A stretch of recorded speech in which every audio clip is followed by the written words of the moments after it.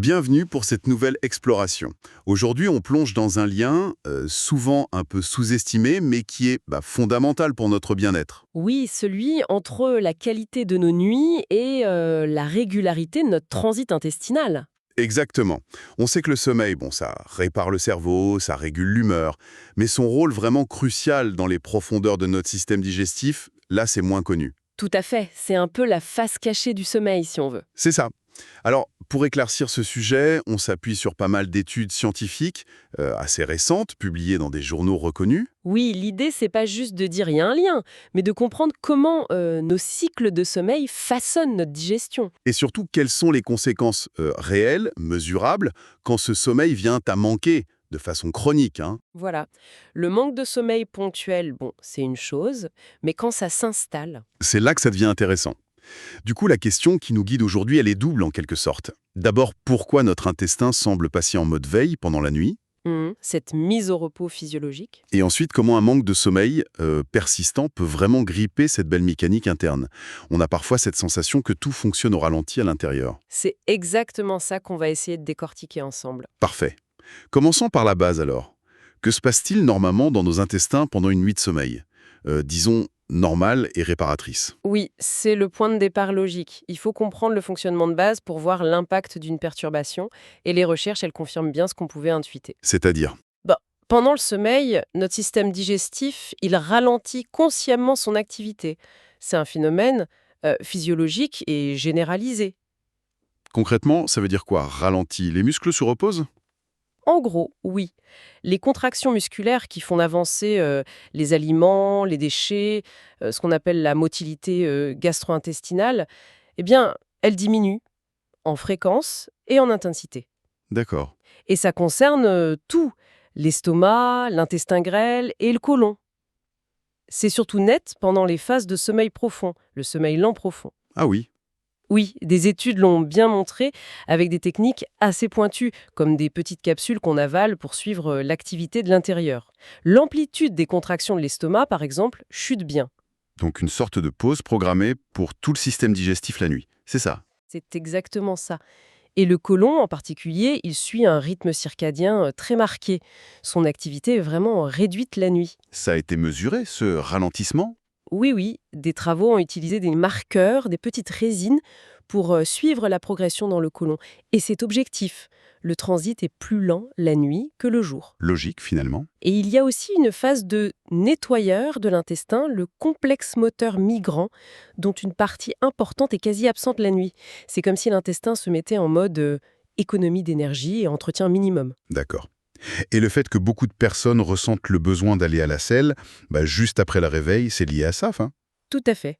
C'est la conséquence directe. Cette pause nocturne est souvent suivie, chez la plupart des gens, par un pic d'activité dans le côlon au réveil. Le mouvement de masse. C'est ça. Une vague de contraction assez puissante qui relance la machine après la nuit.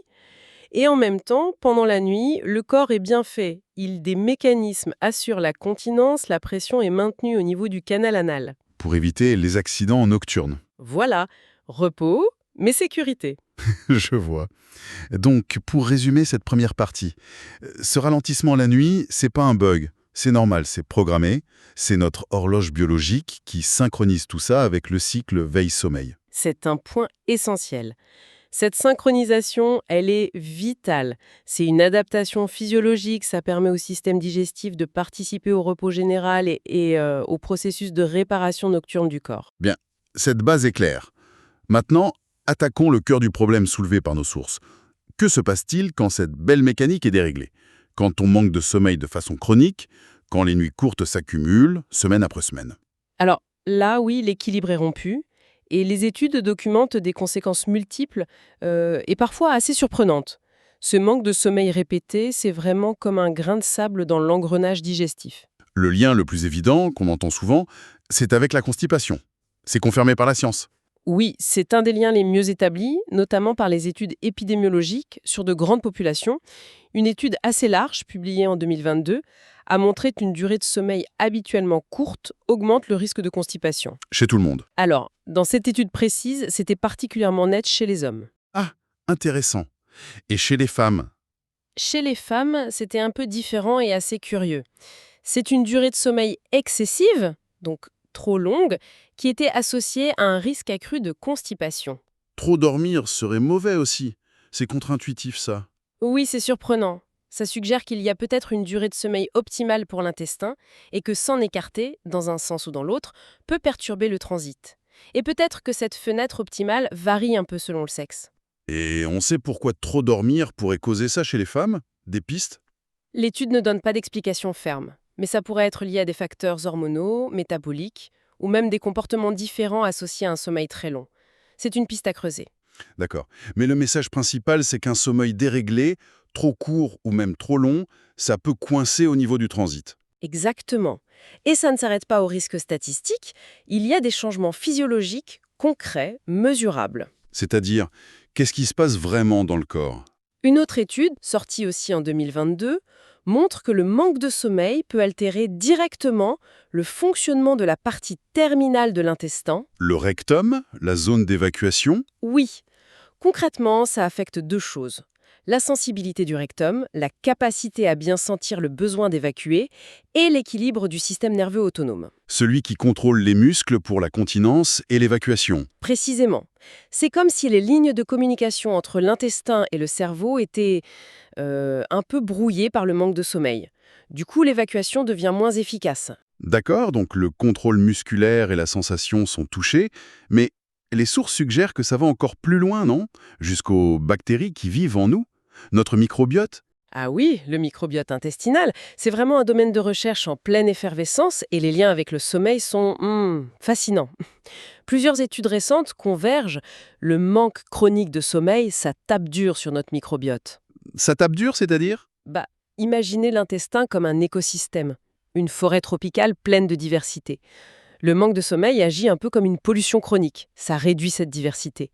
On perd des espèces de bactéries, souvent des bonnes bactéries. Et pourquoi c'est un problème, cette perte de diversité? Parce qu'un microbiote moins diversifié, c'est généralement un microbiote moins résilient, moins capable de faire tout son travail.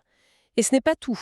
Le manque de sommeil modifie aussi ce que les bactéries restantes produisent, leur métabolisme. D'accord. Et certaines études évoquent même des conséquences physiques directes sur l'intestin lui-même. Des dommages à la barrière intestinale. La paroi de l'intestin pourrait devenir plus perméable, moins étanche. Une sorte de passoire liée au manque de sommeil. C'est un peu l'idée, oui. Comme si les remparts de la ville devenaient poreux. Et ça a des conséquences en cascade. J'imagine. Cette perméabilité accrue, couplée au changement dans les produits bactériens, ça favorise un état d'inflammation chronique à bas bruit dans l'intestin. Et aussi un stress oxydatif. Plusieurs équipes de recherche insistent là-dessus. Et cette inflammation, ce stress, ça peut ralentir le transit, hein? Exactement. Ça peut freiner la motilité intestinale. On commence à voir se dessiner un cercle vicieux là. Oui, clairement.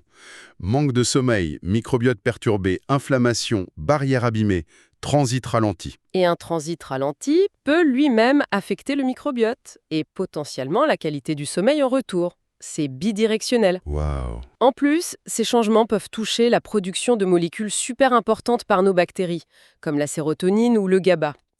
On pense souvent à leur rôle sur l'humeur, mais elles sont aussi cruciales pour la communication intestin-cerveau et la régulation des contractions intestinales. C'est complexe. Et le fameux rythme circadien de l'intestin dont on parlait au début, comment il réagit à tout ça? J'imagine qu'il est perturbé lui aussi. Logiquement, oui. Si l'horloge centrale du sommeil est déréglée, l'horloge périphérique qui gouverne le rythme digestif l'est aussi. Le ralentissement nocturne programmé, la relance matinale, tout ça devient moins net, plus chaotique. Et ça a des conséquences disent. Oui, des chercheurs associent clairement cette désynchronisation des rythmes intestinaux à des troubles comme la constipation chronique ou même le syndrome de l'intestin irritable. C'est assez incroyable de voir cette réaction en chaîne. On part du manque de sommeil et on arrive à des modifications profondes de la mécanique intestinale, de l'écosystème bactérien, des rythmes biologiques. Ce n'est vraiment pas qu'une affaire de cerveau fatigué. C'est une excellente synthèse. Le manque chronique de sommeil, ce n'est pas juste une sensation subjective.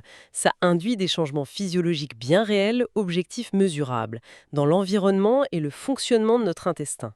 La synchronisation naturelle, si précieuse, est compromise. D'accord. Alors, si on essaye de rassembler tout ça, pour que ce soit bien clair, comment on pourrait résumer les messages clés qui ressortent de ces recherches?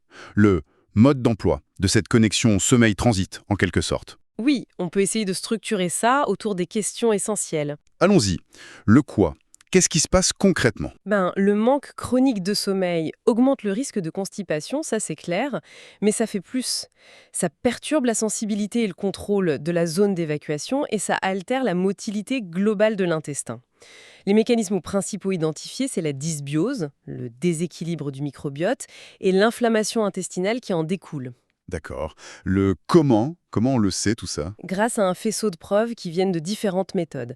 Des enquêtes sur de grandes populations qui montrent le lien statistique, des tests physiologiques précis, comme la manométrie anorectale, qui mesure les pressions et les sensations, l'analyse des bactéries dans les selles, et le suivi des rythmes d'activité de l'intestin sur 24 heures. C'est la convergence de tout ça qui est solide. Très bien. Le pourquoi? La raison profonde derrière tout ça? La raison fondamentale, c'est cette horloge biologique commune. Sommeil et digestion partagent les mêmes chefs d'orchestre internes. Quand on prive le corps de sommeil de façon répétée, on dérègle cette horloge maîtresse. Et ça se répercute partout. Exactement. Du niveau microscopique des bactéries jusqu'aux muscles de l'intestin. Le flux naturel du transit est entravé, désynchronisé. Et enfin, le qui et l'impact au quotidien. Qui est concerné? Potentiellement, beaucoup de monde. Tous ceux qui sont en dette de sommeil chronique. Jeunes parents, travailleurs de nuit, personnes en horaire décalé, insomniaques. Mais aussi, soyons honnêtes, beaucoup d'entre nous qui négligeons un peu notre sommeil. Et l'impact concret?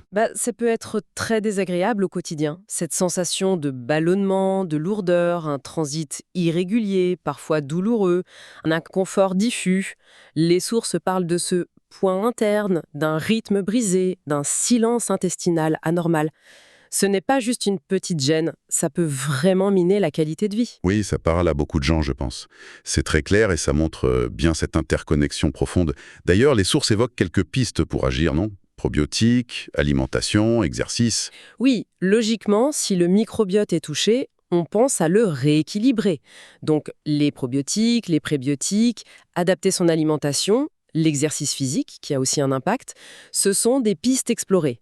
Voir la transplantation fécale dans des cas très spécifiques, mais là, on est encore dans la recherche. Oui, attention, il y a une nuance importante qu'on a trouvée dans une méta-analyse récente, c'est ça, sur l'effet des probiotiques sur le sommeil lui-même. Oui, c'est un point très important que vous soulevez.